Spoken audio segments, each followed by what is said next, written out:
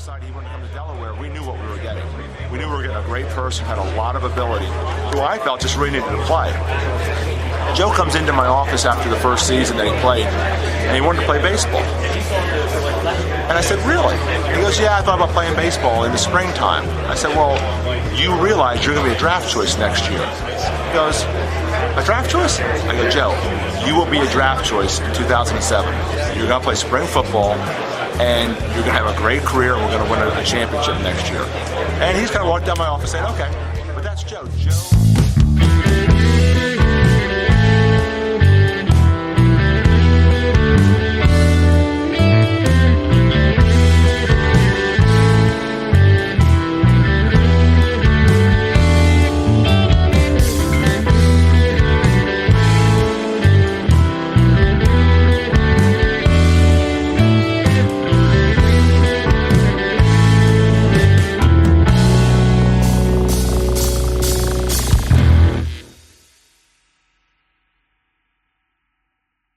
Joe Flacco has just completed his 5-year college odyssey.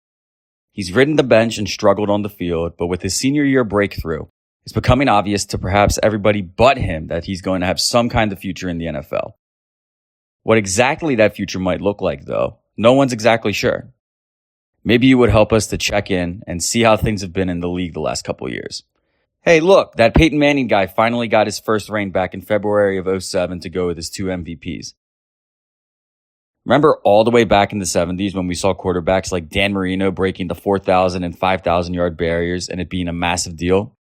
Well, let's look through 2007's leaderboard because Peyton Manning's total of 4,040 yards is 7th overall in the league. In 6th and 5th, you've got a very crystallized and amber pair of guys with John Kitna and Carson Palmer.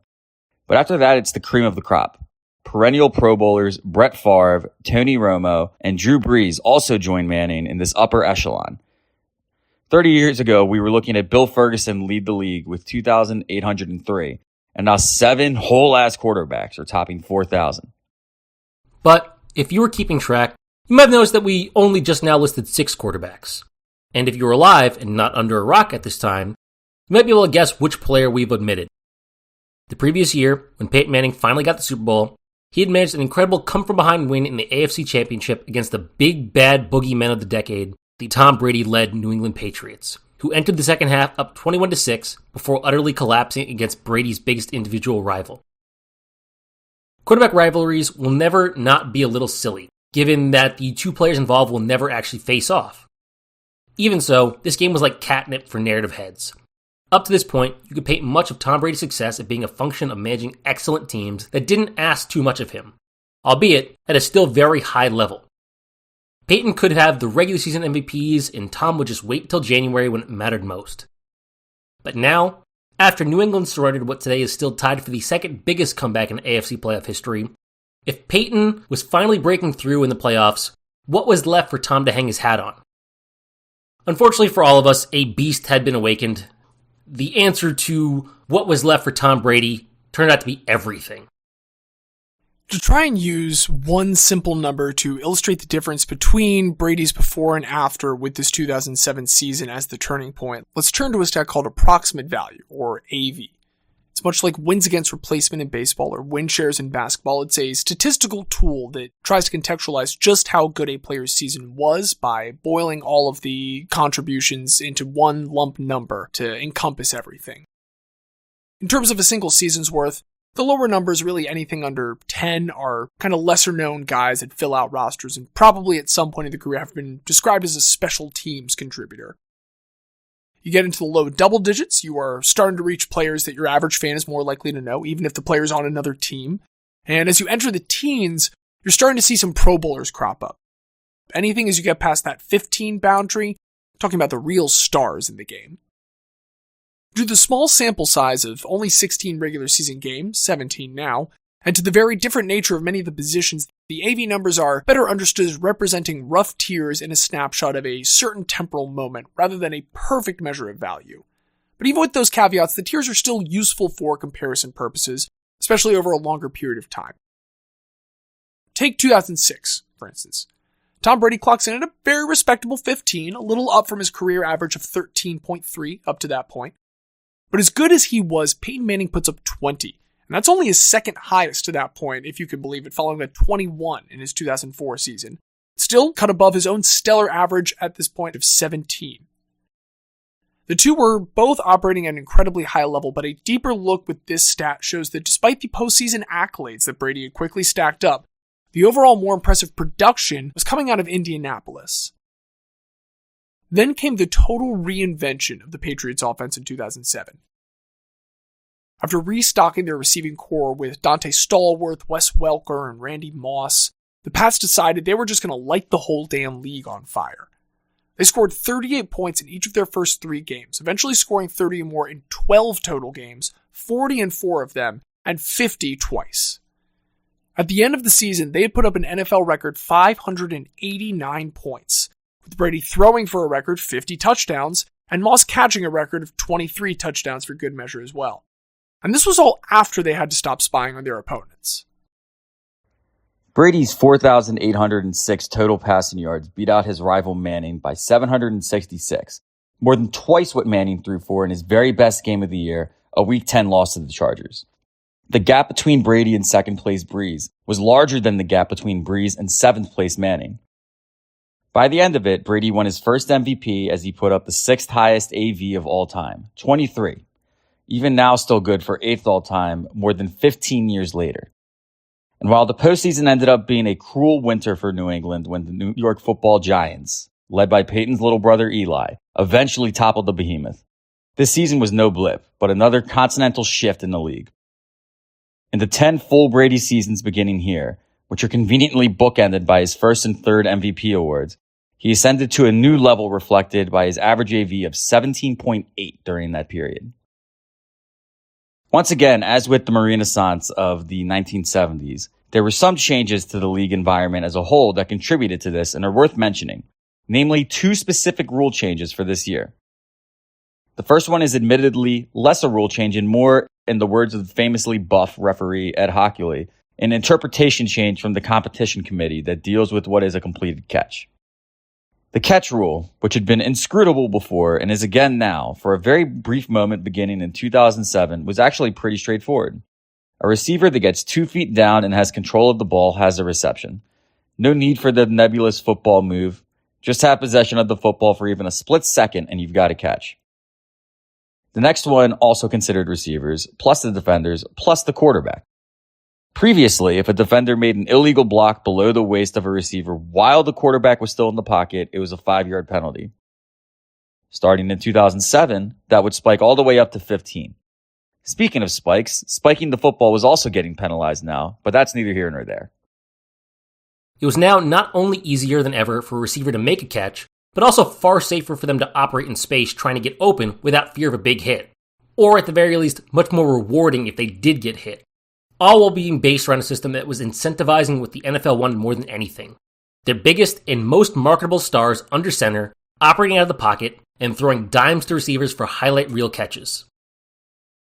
This isn't trying to write off the success of all the star quarterbacks that were operating this time, but rather to just illustrate how much higher the ceiling had just become for the cream of the crop like Manning and Brady, as if they needed any more help in the first place. When Joe Flacco was first entering college, the NFL quarterback arms race was still fought with conventional ballistic warfare. 2007 was when they figured out how to split the atom, and the league that would emerge from this fallout would be a new environment for him to enter. But I'm sorry, before moving on with Joe, there's actually one last Patriots game from 2007 we should take a closer look at.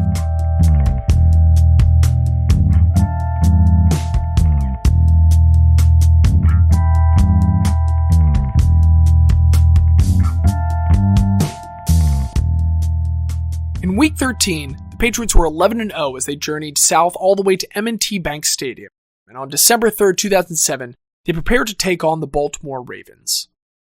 The Ravens have not been one of the beneficiaries of the quarterbacking renaissance going on in the league over the past 8 years since Super Bowl 35. Their defense has managed to drag them to the playoffs in spite of the offense a couple times, sure, but the team has still not even won a single playoff game since the confetti fell in Tampa. Even they immediately knew that Trent Dilfer was not it.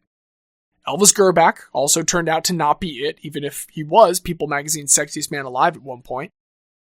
Steve McNair made a late career stopover, and he'd been on a respectable 13-3 Ravens roster, but after an atrocious playoff start, an off-season DUI, an injury played 2007, and, worst of all, a 33rd birthday, it was decided that he too was likely not it. And that left just one checkbox for Coach Brian Billick to try. The 19th overall pick of the 2003 draft, Kyle Boller. His approximate value last year was 2. And while that is admittedly a down year for him, it's not that down from his overall average of 3.5 over the past 4 seasons. That is, very simply, not good. And it is certainly not good enough to hang with this particular franchise led by this particular quarterback during this particular season. But the thing is that for nearly 4 quarters, it has been. Boller has by far his best game of the season, and by QBR, one of the 10 best of his career. He slings a pair of touchdown passes to Derek Mason and Daniel Wilcox, hands off to Willis McGahee III for a 3rd touchdown, and the team's longtime kicker Matt Stover adds a field goal for good measure. All the while, the Ravens defense has managed to stymie the explosive New England offense, and by the grace of some higher football power, the 4-7 Ravens hold a 24-20 lead over the 11-0 Patriots as they get the ball back with just 3.5 minutes left in the 4th. And it does not matter. The Ravens experience something that the NFL is going to learn the hard way if they haven't already. Tom Brady laughs at the best laid defensive schemes of mice and men. In many ways, the box score at the end of this game is going to make Kyle Boller look statistically superior to Brady, but that too does not matter. Brady took the ball at the New England 27 and proceeded to orchestrate a 13-play drive marching down the field to score in just 2.5 minutes of game time. Not including plays called back for penalties, they threw the ball on 10 of those, and on the other 3 rushing plays, 2 of them were Tom Brady running up the middle. He had been mediocre, bordering on bad all night, and in the end, it did not matter. When the clock hit triple zeros, the team with the clutch gene had won out. The Patriots, even when not firing on all cylinders, still looked unbeatable, and at the end of the day, there was no way around the reason why. Tom Brady was elite. The Ravens would eventually wind down a 5-11 season with Boller playing out the string, but as for the team's future, it was clear. The Ravens needed their own elite guy just like that. And so entering the offseason, they turned their eyes towards the 2008 NFL Draft.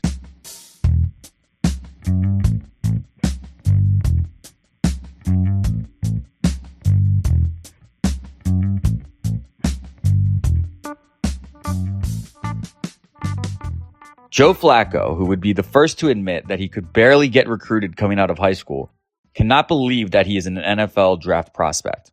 It's amazing what a couple playoff games being broadcast on national television can do for a guy's profile.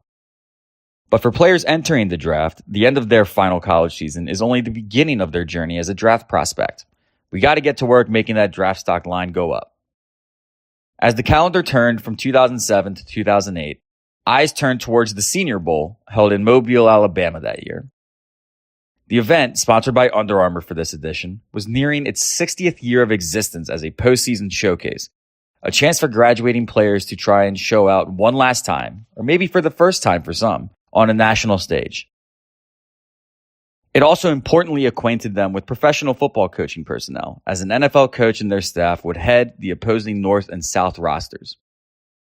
Typically, the coach would be one from a team that finished near the bottom of the standings without being fired.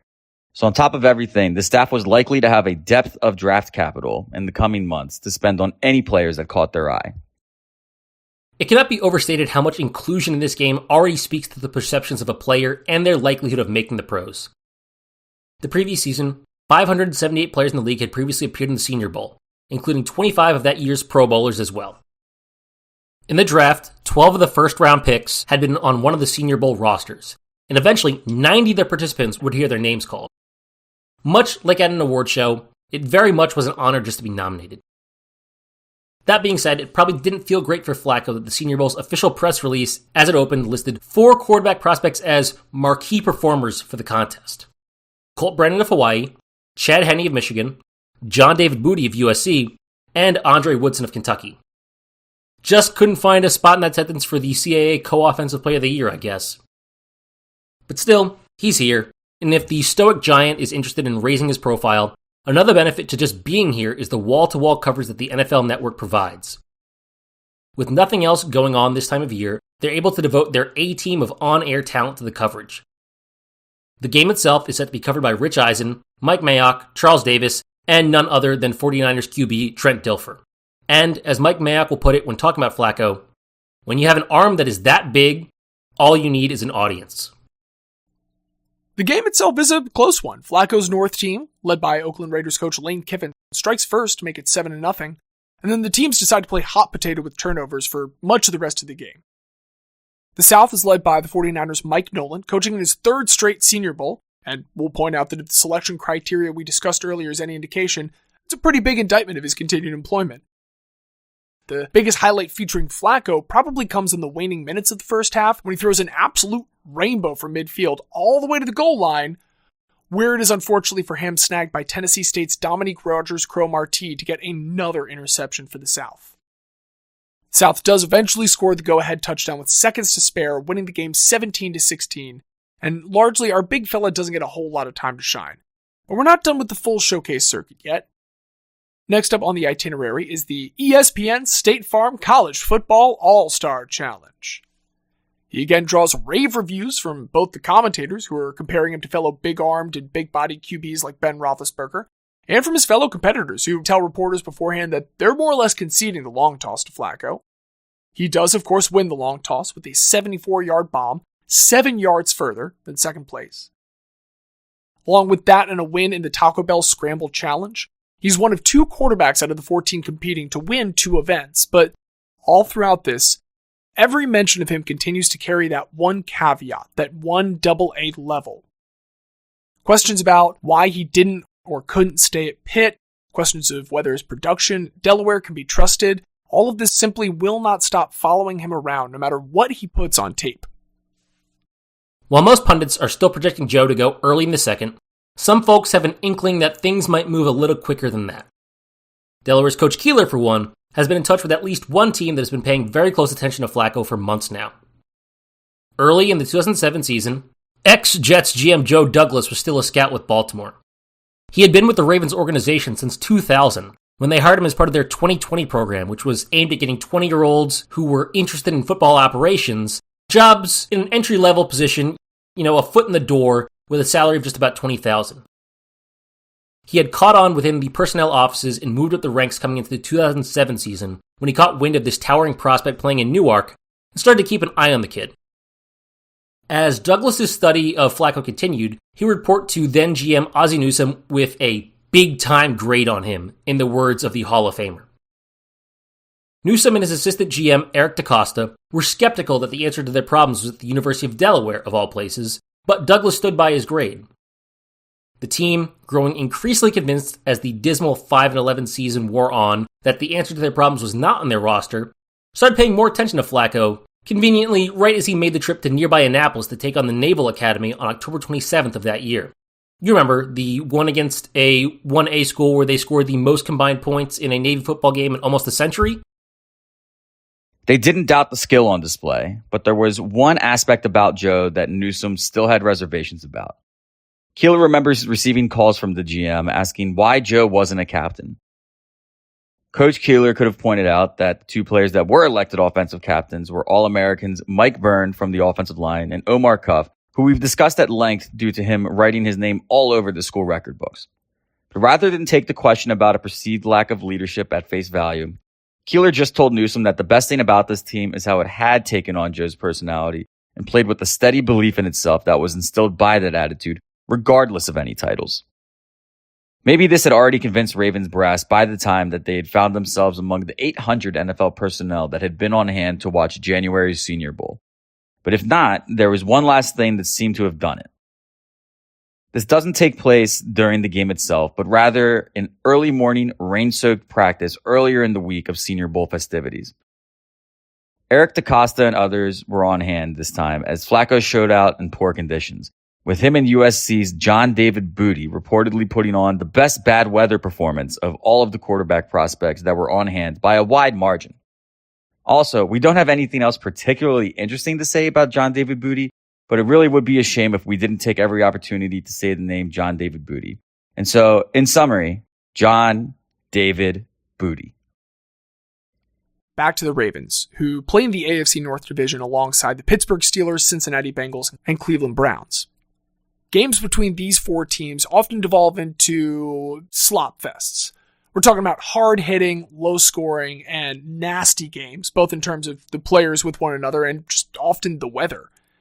If Joe can not only carry his college production over to the next level, but could also do it in the worst weather conditions that AFC North late-season division battles are going to have to offer, then more and more, the hold that the Ravens had under center seemed to be taking the shape of one 6'7", 236-pound gunslinger.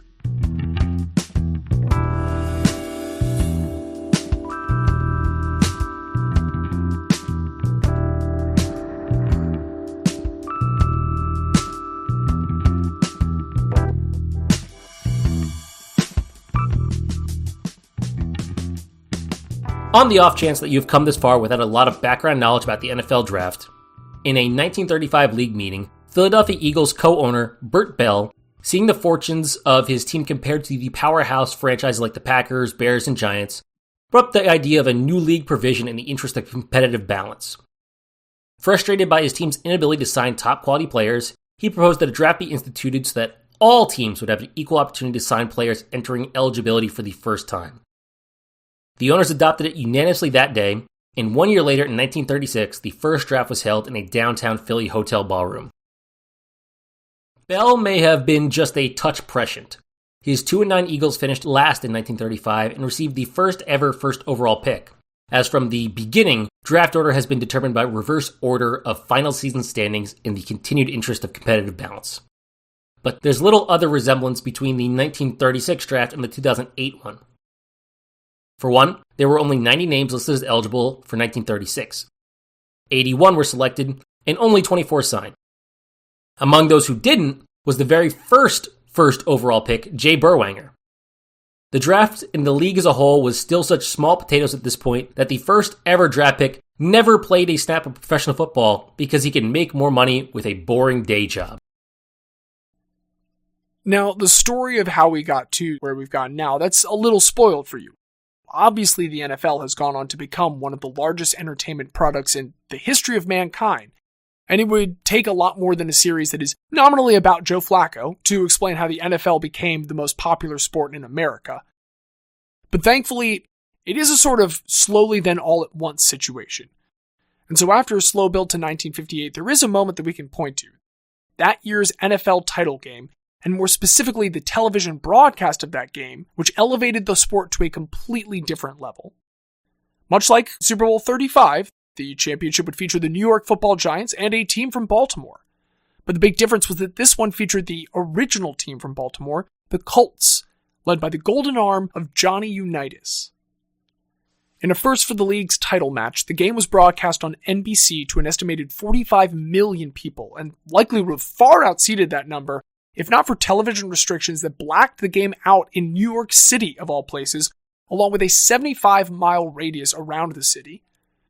But for those watching at home and live at Yankee Stadium, much of the now famous game was admittedly a bit of a slog to watch. There were 6 total turnovers, and much of the game didn't feature a lot of scoring. The Colts eventually blew a 14-3 lead by giving up 14 unanswered points to the Giants, making it 17-14, before New York eventually punted the ball back to Baltimore with just 2 minutes remaining.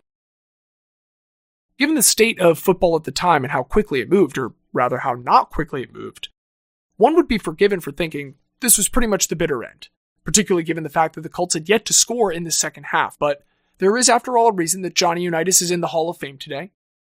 After a couple of incompletions, Unitas linked up with fellow future Hall of Famers Lenny Moore and Raymond Barry to get Baltimore all the way to New York's 13-yard line, setting up kicker Steve Mira for a game-tying 20-yard field goal, sending the game to overtime.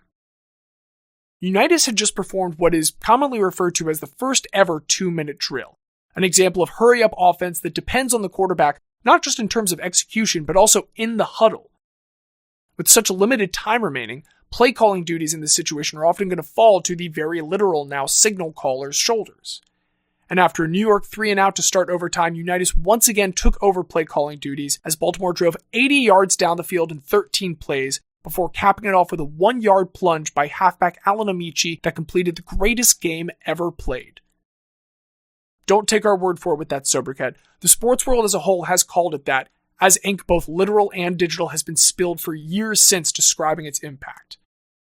No less than Game of Thrones author George R. R. Martin used that term to headline his write-up of the game in 2011 when it was selected for the top spot in the list of the league's 100 best games to that point as part of the centennial celebrations, and he's a Giants fan. There are a number of reasons the game is now held in such high esteem. For one, including the 3 aforementioned members of that Colts offense, 17 total members of the Pro Football Hall of Fame were involved in the matchup. Then there's the 2-minute drill that led to the overtime drama, an outcome that members of the two teams weren't even aware of as a possibility. Unitas himself said the team headed to the sideline after time unsure of what would happen next until the captains were sent out for another coin flip. That was the first they had heard of the overtime period. No championship or Super Bowl would end in overtime for nearly 60 years after this, and remains just one of 3 championships decided during the extra period. Beyond those two aspects, there was the simple math, as Pete Rozelle put it, of this game, quote, happening just at that time, in that season, and in New York. And it's worth reiterating once more that for most of regulation, this game was an absolute slog. Through about 58 minutes of game time, one could imagine league higher-ups ripping their hair out over potentially squandering an opportunity to show the best their sport had to offer on the biggest stage they'd ever had access to. But in the end, with millions of eyes watching, the thing that made the difference was an elite quarterback demonstrating the peak of his abilities. Twice, Johnny Unitas' golden arm spent 2 minutes slicing and dicing a defense to provide the best kind of entertainment possible in the confines of the gridiron. It was the right quarterback in the right game at the right time, and the changes it spurred in the sport were immediate. Within a year, moves were being made by a number of individuals, most notably Texas billionaire Lamar Hunt, to capitalize on the sport's watershed moment with the creation of new leagues like, in Hunt's case, the AFL or the American Football League. It should be noted that one of the major reasons they expected this to be so profitable was a broadcast deal with ABC, inspired in part by the television success of that 1958 title game. Hunt was adamant that some of the biggest beneficiaries of this would be college players who might have previously had to accept lower than market value contracts from NFL teams or choose to not play at all. More leagues, more teams, and more money meant more college players were going to enter the professional ranks. And as the leagues fused together in the coming decades, this increased financial windfall for collegiate athletes spurred a total metamorphosis of the draft itself. Fast forward half a century from that 1958 turning point, and outside of the means by which draft order is determined, the NFL draft is a completely different beast after 72 years. Once a low-key 2-day affair spanning 9 rounds, it has become the major event in the NFL offseason calendar, in no small part because of its existence in a vacuum of football-related content that time of year. Now, a televised broadcast on ESPN, the whole affair takes place over 3 days, and with every second of it broadcasted and fawned over, a fan could watch every single one of the more than 250 picks, dwarfing the 81 from 1936. What's more, the idea that someone drafted now might not sign a contract has become more and more laughable. The draft, for many, is as much of a career culminating moment as they will ever have, given that most NFL players will never sign a second contract. And the money going into it has become life-changing, even at the lower ends, considering that prior to 2021's changes in name, image, and likeness, or NIL money for college players, this would likely be the first money these players ever received for their life's work. The 1958 title game had been a watershed moment for football's place in the country's monoculture, and TV had been both the spark for that and maybe the biggest beneficiary of that resulting change the next couple decades. The Super Bowl, having now taken the place of the championship game, is a vastly larger production than the architects of that Colts-Giants matchup could ever have dreamed. And months of programming centered around the build-up to it dominate television, particularly here in the 2000s, just before the internet starts to truly disrupt that.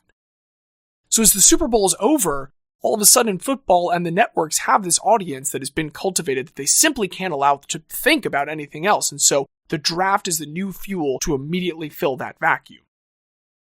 It's understandable that the main way for new talent to reach the league that makes up one of the most dominant cultural forces in human history begets some discussion, and there is even a way to have an interesting or nuanced conversation about the topic. Many people manage to every year, but like most of the NFL in general on any of the sports shouting shows, the topic has boiled down further in recent years to one main question. How are the quarterbacks? As of 2024, QBs have made up 36 of the 89 players selected first overall, and their success becomes the bellwether by which the rest of their draft class measures up to the other years.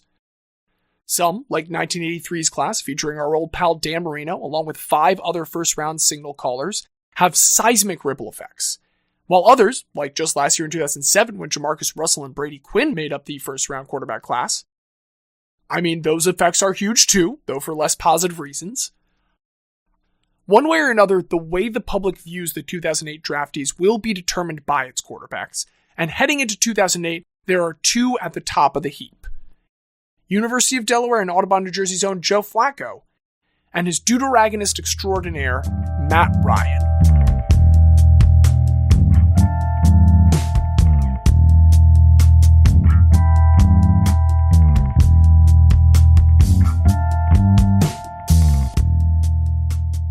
Had either Flacco or Ryan been born on the other side of the Delaware River, their stories might have meaningfully intersected long before we reached this point. But as fate would have it, Joe grew up in Jersey, while Matt spent his childhood across the water in the Philadelphia area. Much like Joe, he spent his high school days at William Penn Charter School playing basketball and pitching for the baseball team. Like Joe, despite skill in these sports, football was his true passion and where he excelled the most. And also like Joe, he described his recruitment as, quote, mild. After leaving high school, their paths began to diverge just a bit. Ryan, like Flacco, wants to remain relatively close to home and stays on the East Coast, going just a few hours north in Boston. But following a redshirt freshman year in 2003, strong early performances for the Boston College Eagles, go Birds, in relief of injured and ineffective Quentin Porter, led Ryan to seeing a playing time increase in every subsequent year as we entered the 2007 senior year for both of the two players. In Boston, Ryan started hot enough to be mentioned as an early Heisman contender, but his problems with interceptions popped up towards the end of the year. He fell back to earth enough to have to settle for awards like 2007 ACC Player of the Year and 2007 John Unitas Golden Arm, granted to the nation's top college senior quarterback. Just like Joe's former Pitt teammate Larry Fitzgerald, this season's performance also garnered him the ultimate prize of being the NCAA Football 09 cover athlete. And where could you get 24-hour access to all video highlights, statistics, biographical info, and other assorted Matt Ryan esoterics? Why, at the website that he registered himself, of course, mattyice.com. The pair of Ryan and Flacco are clearly standing head and shoulders over the rest of the potential selections in the pool, like Brian Boehm and Chad Henne. And they were the two clear prizes to any of the quarterback-hungry teams near the top of the first round. One such quarterback-hungry team near the top, the absolutely famished Atlanta Falcons, who had won a coin flip over the Raiders and Chiefs for the third overall selection. The Falcons had finished 4-12 the previous season and were reeling from the pair of knockout punches to the franchise that took the form of Mike Vick's dogfighting scandal and head coach Bobby Petrino's resignation. The team was in a full-on rebuild, and there's few things that rebuilding teams love to do more than take what they hope will be a franchise-changing quarterback early in the first round. And that, at long last, brings us to the first round of the 2007 NFL Draft, held on April 28th of that year. After the selections of Jake and Chris Long, the first players to ever be drafted at 1 and 2 with the same last name, despite no relation, the Atlanta Falcons were on the clock. Now, the world waited to see who they would select to try and right the ship. Let's try to take a moment to ignore the schism between FBS and FCS and what differences that might cause in the overall environments in which the numbers are being posted, and just look at the surface level stats for the clear 2 options that Atlanta has here. In Matt Ryan's senior year, he went 388 of 654 for 4,507 yards. Good for a second straight season, as well as a college career average of 6.9 yards per attempt, which is incredibly nice. However, in Flacco's senior year, he threw for 4,263 yards and over 100 fewer attempts, good for 8.2 yards per attempt. His 331 completions in 521 attempts also meant that he edged Ryan out in completion percentage, 63.5 to 59.3. And sure, Ryan finished with 31 touchdowns that year, with 2 more on the ground compared to Joe's 23 through the year and 27 total. But he also tossed a whopping 14 more interceptions than him this season, 19 to 5. From strictly a numbers standpoint, this is close, and it is seemingly a choice between, at worst, 2 good options. But unfortunately, at the end of the day, it's not just numbers that teams are concerned about with these two. The letter that came between F and S in the division they'd play for made a much bigger difference than any number could. To date, only one FCS QB had ever been selected in the first round. Future Ravens legend Steve McNair, when he was selected 3rd overall by the Tennessee Titans in 1995. Even the other famous UD Blue Hens quarterback, former MVP Rich Gannon, was still a 4th-round pick in 1987. And so, while folks debated about whether Matt Ryan was worth a pick even higher than 3rd, Flacco, on the other hand, was roundly seen as, at best, a high 2nd-round pick by outlets like ESPN. While Ryan was a premium prize, Flacco was almost a dare to any other team that was looking for a new leader under center. Look at these numbers. Look at this guy's ridiculous quarterback-like frame. Take all that together, and now, how much do you trust that? The Falcons do indeed take Matt Ryan with the 3rd overall pick. And with that, we continue our way down the board. It's very much a defense-heavy draft, with 5 of the first 7 players off the board playing on that side of the ball. At number 8, we turn to see what the Baltimore Ravens, a team with a known quarterback need, will do. Surprising no one with even a passing familiarity of GM Ozzie Newsome's game, the Ravens trade back with the Jacksonville Jaguars, exchanging the number 8 pick for a late first rounder and a number of day 3 selections.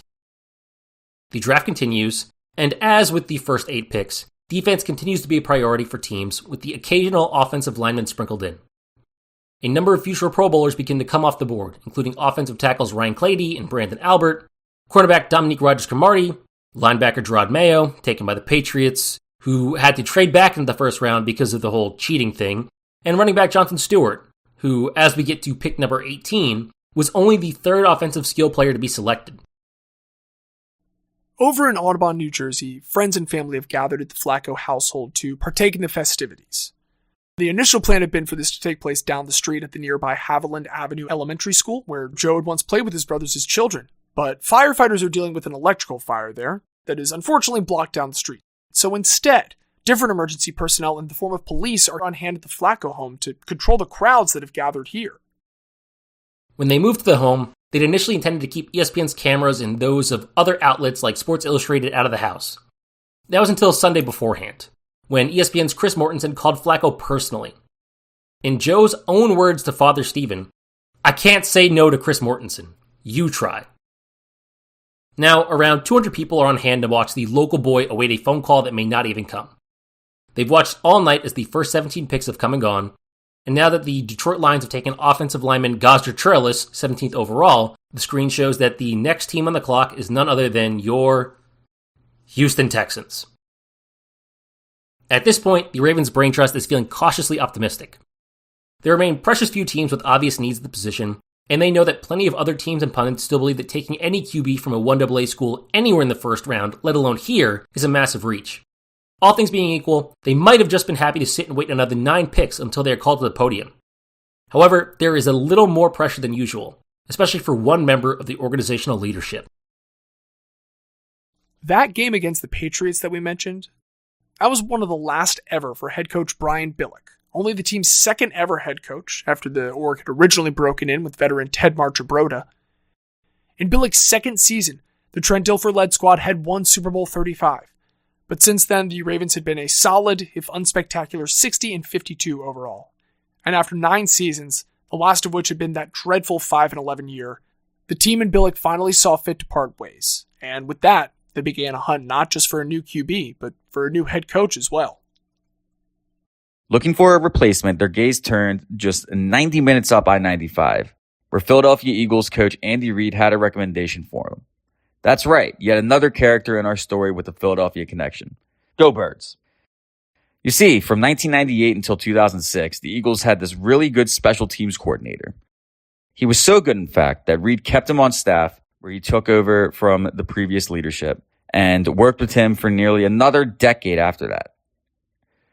This coach had now spent years in both the college and pro ranks as a top-tier coordinator, which would usually be a surefire route to being considered as one of the top hot commodities for teams' coaching searches.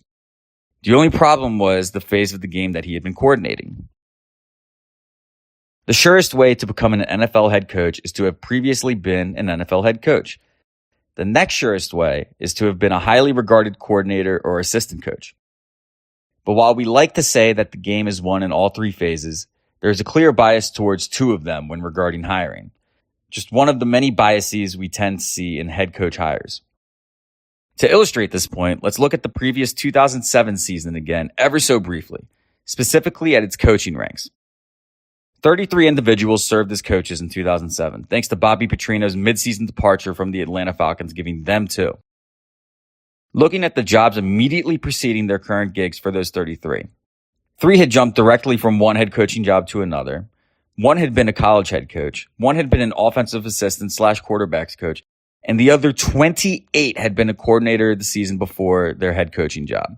13 served as offensive coordinators and 15 as defensive coordinators.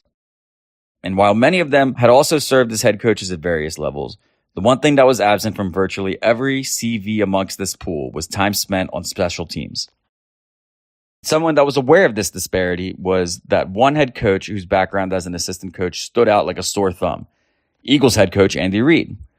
Reid himself had worked for the Packers prior to being hired by the Eagles as an assistant offensive line and tight ends coach, and later as the quarterbacks coach. He understood the struggles in making the jump from a less attention-grabbing position before, and now he wanted to help his stellar assistant make the same kind of leap. For the 2007 season, in an attempt to raise his profile a little bit, he even moved this coach to the role of defensive backs coach, with so many of the team's secondary having familiarity with him due to special teams roles. Silly as it may have seemed, it worked. Ahead of 2008, the Ravens came calling for an interview, and John Harbaugh answered the call.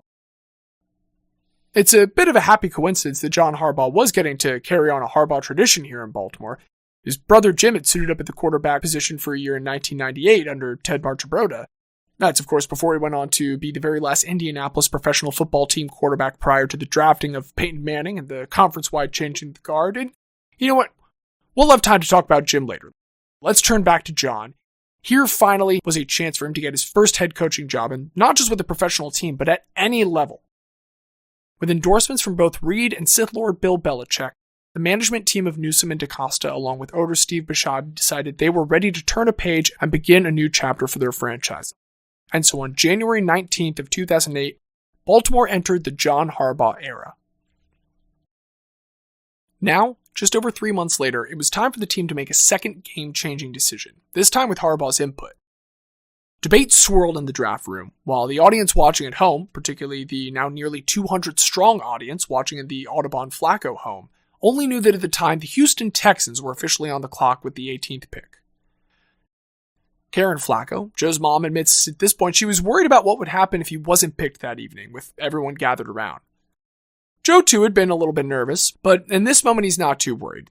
There's not a timer ticking down next to any team logo that he recognizes, anyone he's spoken with recently, and so that timer isn't really any concern to him. He's not watching those seconds stretch out. There's a team on the clock right now, but as far as Joe's concerned, he's not. Later on, he's going to say the way that the following events transpired in a moment here where he wasn't waiting, wasn't anticipating. That's probably the best way it all could have gone down. Now, in this moment, some phone calls are being made in a flurry. We don't know the exact contents of all of them, but we do know some of the end results. At least one call is involving the Texans' number 18 pick and the number 26 pick that the Ravens got from the Jacksonville Jaguars earlier that night. The Ravens end up shipping number 26 out to the Texans along with some later round compensation, and now it's time for another phone call, and this one we know a little bit more about. This is a call that Joe receives from a 410 area code. He's been talking to this team enough during the lead up to the draft to recognize that that is a Maryland phone number. On screen, the Texans still officially remain on the clock, but here on the other line of this phone call is Ozzie Newsome with a question. Shortly thereafter, ESPN would catch up to the news and inform its viewers that the Ravens instead had the number 18 pick, and then announce to the world who they would be using it to select. And the rest of the world learned the answer to the question Newsom had just asked of Flacco. That question? How would you like to be a Baltimore Raven?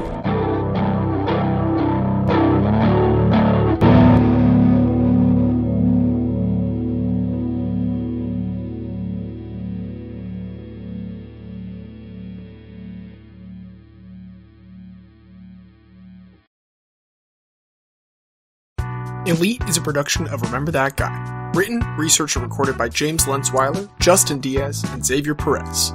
All music is provided by RTG's musical director Don Ham, and sources for additional audio and all of our research can be found in the episode descriptions. More information on Elite and all things RTG related can be found at bit.ly/rememberthatguy, all one word, all lowercase. If you've enjoyed the show, please consider rating, reviewing, and sharing it. Word of mouth is our best, and only, sponsor. Until next time, thanks for listening.